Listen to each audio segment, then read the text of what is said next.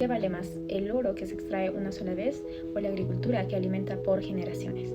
Hola, mi nombre es Laura Salinas y esta es mi reflexión sobre uno de los conflictos mineros más grandes de la historia del Perú y del mundo. Imaginen un valle donde se produce el mejor mango y limón de exportación del Perú. Ahora imagínense que en 1999 una empresa canadiense, Manhattan Minerals, anuncia que debajo de este valle hay un tesoro de oro y cobre y que para extraerlo deben reasentar a la mitad de la ciudad y abrir un tajo abierto en medio de las parcelas agrícolas. Claramente este no fue solo un conflicto sobre el medio ambiente, fue un choque de visiones sobre el desarrollo. Desde la perspectiva de la gestión minera, Tambo Grande es el manual de lo que no se debe hacer, porque primero hubo una falta total de transparencia, debido a que las exploraciones comenzaron sin que la población entendiera el impacto real. Segundo, se ignoró la economía local. El Estado peruano en aquel entonces veía a Tambo Grande como una población pobre que necesitaba minería, ignorando que el Valle de San Lorenzo ya era una potencia agroindustrial. El punto de quiebre técnico fue el informe del hidrogeólogo Robert Moran. Mientras la empresa decía que no habría riesgos, Moran advirtió que la minería a tajo abierto en un bosque seco tropical ponía en peligro el suministro de agua para el agro. En ese momento, el miedo legítimo de los agricultores se convirtió en un argumento técnico irrefutable. Y a falta de escucha del gobierno central, la población de Tambo Grande hizo algo histórico. El 2 de junio de 2002 organizaron la primera consulta vecinal autogestionada sobre minería en América Latina. Esto fue un ejercicio democrático sin precedentes, a pesar de que el gobierno dijo que la consulta no era legalmente vinculante. El mensaje fue ensordecedor, tal así que el 89.6% de los votantes le dijo no a la minería. En gestión social, esto se conoce como la pérdida total de la licencia social para operar, ya que sin ella ningún proyecto es viable a largo plazo, por más permisos legales que tenga en el escritorio. La presión total fue tal que la empresa para el año 2003 tuvo que retirarse y cancelar el proyecto. Ahora bien, ¿qué lecciones nos deja Tambo Grande 20 años después? Primero, que la licencia social no es un trámite. Es una construcción de confianza que empieza antes de la primera piedra. Segundo, que la minería debe coexistir con otras actividades si una zona ya tiene una vocación productiva, como es la agricultura, agroexportación en el caso de Tambo Grande. Imponer la minería es un error estratégico del Estado. Hoy, el fantasma del conflicto regresa con nuevos proyectos, como es el proyecto Algarrobo de Minas Buenaventura. Tambo Grande sigue recordándonos que el desarrollo real no se impone, se consensúa con quienes habitan el territorio. En mi opinión, el Estado debería ayudar a reforzar la agroindustria en Tambo Grande en lugar de imponer la minería en un pueblo que ya decidió la agricultura como forma de vida. Buenas tardes, en esta ocasión voy a hablar sobre el contexto social y político del conflicto minero Tambo Grande. El conflicto de Tambo Grande representa una de las crisis socioambientales más profundas de la historia peruana, evolucionando desde un choque de intereses económicos locales en 1999 hasta convertirse en un símbolo global de resistencia demográfica contra el extractivismo. El conflicto de Tambo Grande de 1999 al 2003 no fue solo una disputa por la tierra, sino un enfrentamiento entre dos visiones irreconciliables de desarrollo: la extractiva transnacional impulsada por el Estado y la agroexportadora local, consolidada por décadas de inversión pública y privada. Constituye un caso paradigmático en la sociología política y el derecho ambiental de América Latina. No se trata de una resistencia indígena tradicional, sino del enfrentamiento entre un modelo de exportación consolidado y una política neoliberal extractivista impuesta desde el centro del poder. Contexto político: neoliberalismo versus autonomía local. A nivel nacional, el conflicto estalló en el ocaso del régimen de Alberto Fujimori, cuya política económica se basaba en la apertura total a la inversión minera mediante decretos de necesidad pública, que ignoraban la planificación territorial previa. Legitimidad cuestionada. La concesión a la canadiense Manhattan Minerals Corp. En 1999 se percibe como una imposición vertical desde Lima, sin consulta previa a un distrito con una institucionalidad agraria ya madura.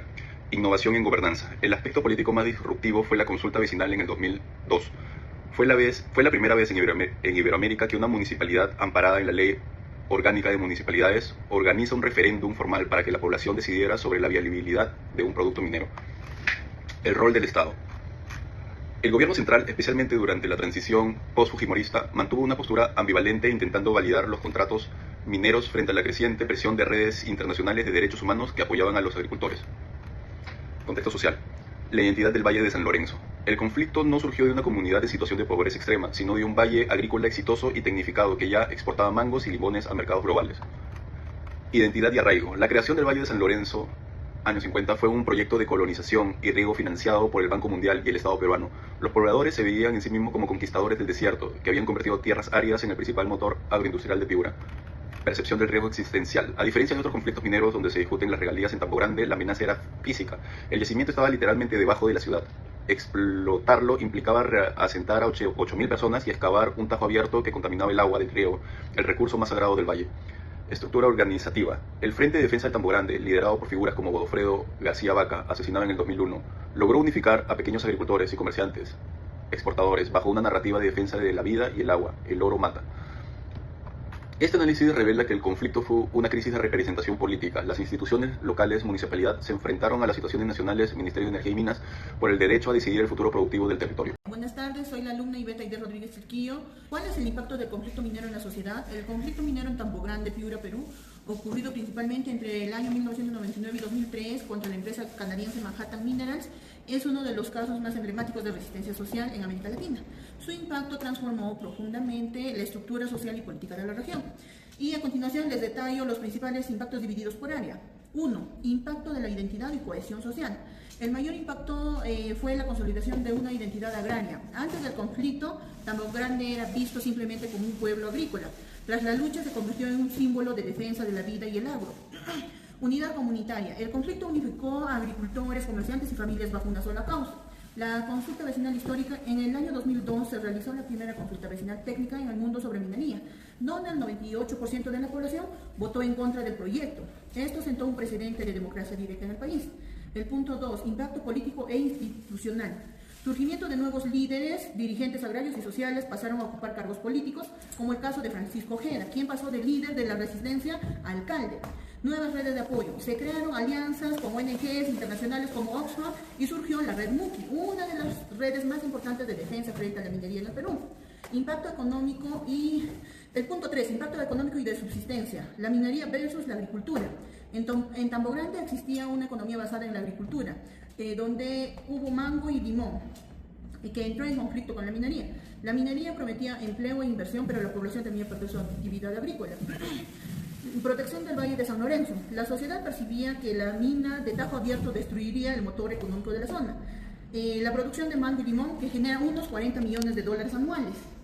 Rechazo al modelo extractivo. La población priorizó la economía sostenible a largo plazo, que es la agricultura, sobre la bonanza temporal de la minería, estimada en solo 12 a 15 años de explotación. Punto 4. Costo social y violencia. No todo fue pacífico. El conflicto dejó cicatrices profundas. Asesinatos y persecución. El evento más trágico fue el asesinato del ingeniero Godofredo García Vaca en el año 2001, líder de los agricultores, lo que radicalizó la protesta. La criminalización. Muchos dirigentes fueron procesados judicialmente, lo que generó un clima de tensión y desconfianza hacia el gobierno central durante años. Punto 5. La situación actual, la amenaza de la minería ilegal. Paradójicamente, tras la salida de la minería formal, el impacto social actual es la proliferación de la minería ilegal. Al no haber presencia estatal ni de una empresa regulada, pequeños grupos ilegales han invadido zonas, generando contaminación por mercurio en el agua que tanto defendieron, aumento de la inseguridad y mafias locales, conflictos internos entre los mismos pobladores que ahora se dedican a la extracción artesanal. Resumen del impacto. El conflicto de Tambo Grande demostró que una comunidad organizada puede detener un proyecto minero si se siente que su modo de vida tradicional está en riesgo. Sin embargo, el vacío dejado por el proyecto formal ha dado un paso a un problema social quizás más complejo, que es la minería ilegal, que hoy pone en jaque la salud del mismo valle que la sociedad luchó por proteger.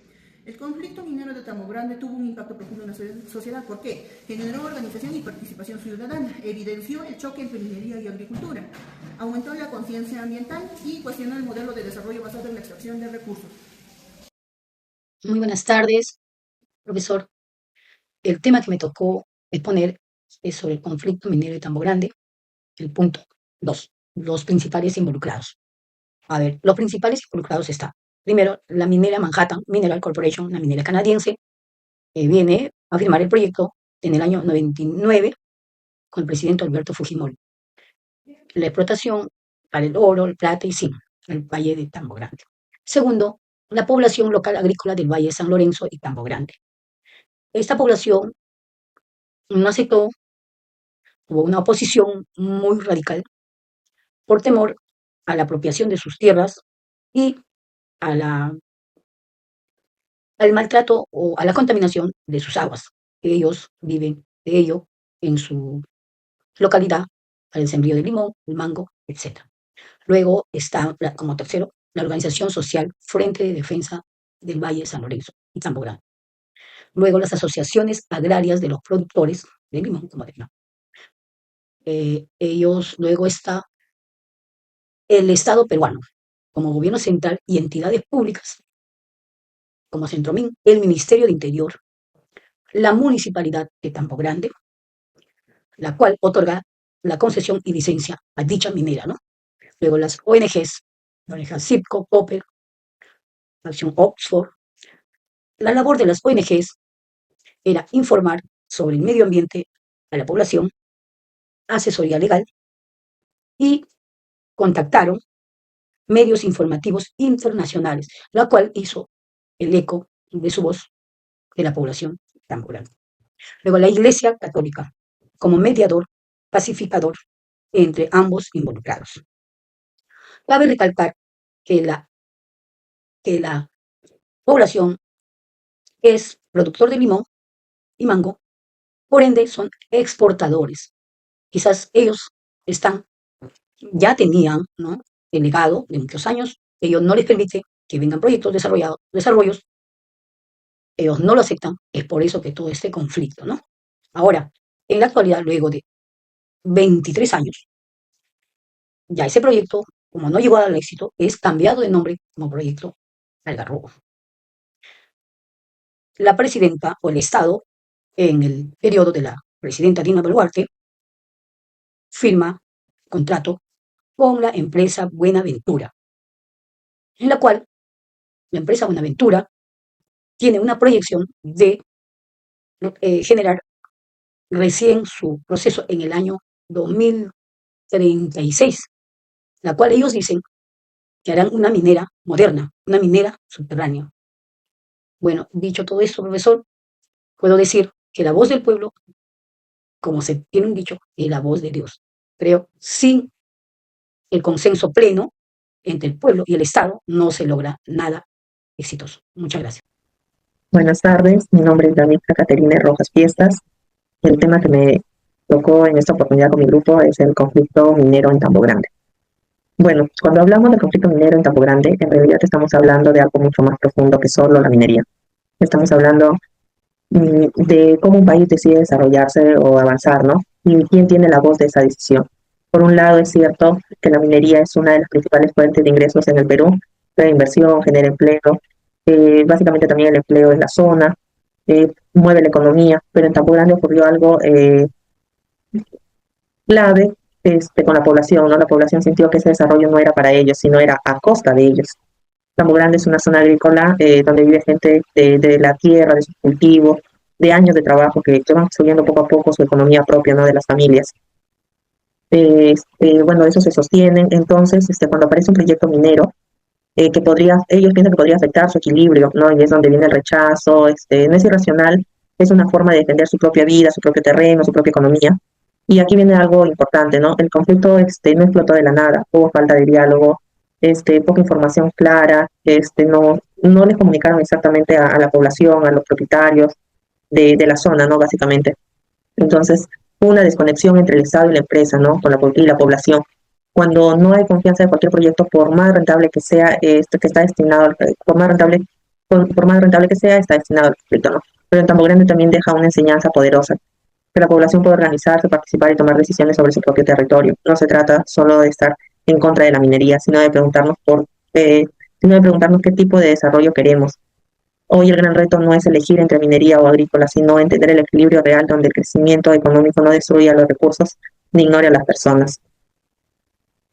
Básicamente eso, ¿no? Tambo Grande recuerda algo clave, que el desarrollo no solo se mide en el dinero, sino también en el bienestar, la sostenibilidad y el respeto por la gente, por la población, por todas las personas que están alrededor. Bueno, profesores, es el resumen que he podido ver de mi tema. Muchas gracias.